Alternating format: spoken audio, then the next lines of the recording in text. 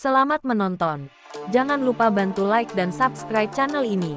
Langsung saja ini dia kisahnya. Setiap orang pasti pernah menghadapi berbagai cobaan, serta ujian dan permasalahan dalam menjalani proses kehidupan. Hal itu dikarenakan adanya perjuangan, pengorbanan dan pencapaian untuk sebuah tujuan. Kita semua tahu bahwa roda kehidupan akan terus berputar. Ada kalanya kita berada di atas, begitupun ada saatnya kita berada di bawah. Rasa senang, sedih, bahagia dan terluka itu sudah pasti ada.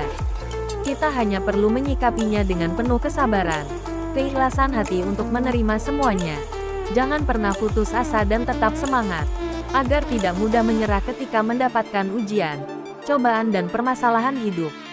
Satu yang perlu kita garis bawahi adalah, setiap langkah kecil yang kamu ambil saat ini, akan membawamu lebih dekat dengan tujuanmu. Jadi jangan pernah berhenti untuk bergerak maju. Jangan merasa takut dan jangan pernah ragu. Jalani semuanya dengan tulus apa adanya. Namun ini tentang cinta, tentang hati, di mana semua orang memiliki cinta di hatinya. Ini tentang kesetiaan, ketulusan dan kasih sayang, sebuah perasaan dan perhatian. Hidup ini terlalu singkat untuk dibiarkan begitu saja. Kebahagiaan adalah tujuan dari segalanya. Kita sebagai manusia biasa pasti pernah melakukan kesalahan, baik itu yang disengaja atau tidak disengaja. Oleh karena itu belajarlah dari sebuah kesalahan dan pengalaman.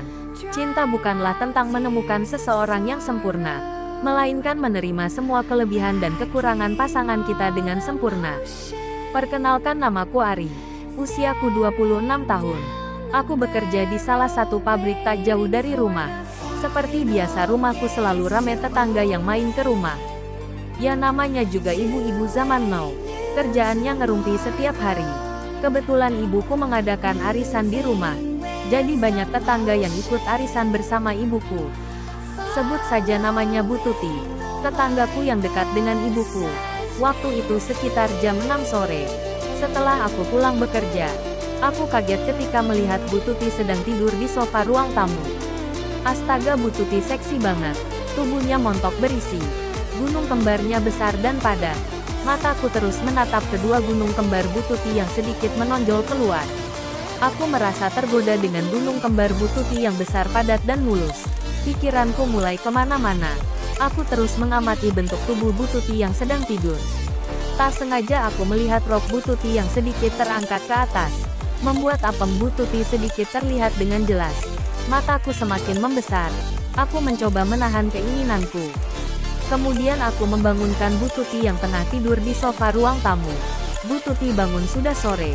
Bu Tuti kaget ketika melihat diriku yang tengah membangunkannya. Ya ampun. Maaf Ri, aku ketiduran. Tidak apa-apa Bu. Ibu kamu kemana? Ibu di kamar. Ya sudah kalau gitu ibu pulang. Kemudian Bu Tuti pulang ke rumahnya.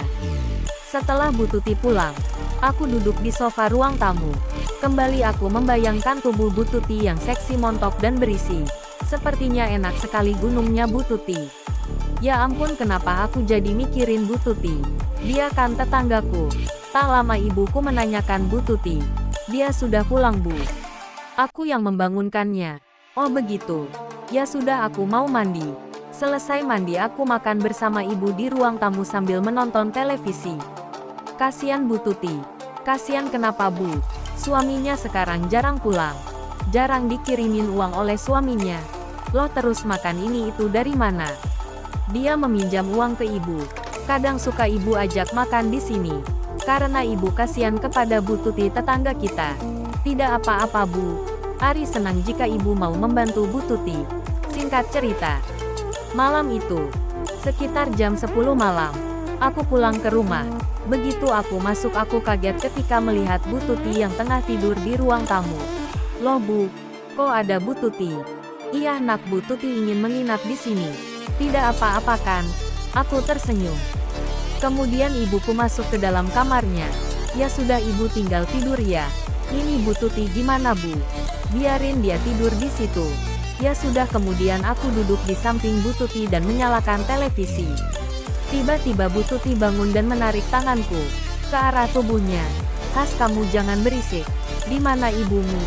Ibu sudah tidur di kamar. Sini temani ibu. Lakukan apa yang kamu ingin lakukan.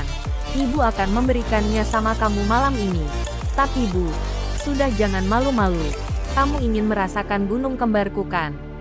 Akhirnya malam itu aku melakukan hal yang seharusnya tidak aku lakukan bersama teman ibuku. Malam itu menjadi malam yang indah bagiku dan teman ibuku. Inilah kisahku. Terima kasih telah menonton video ini. Jangan lupa bantu like dan subscribe channel ini.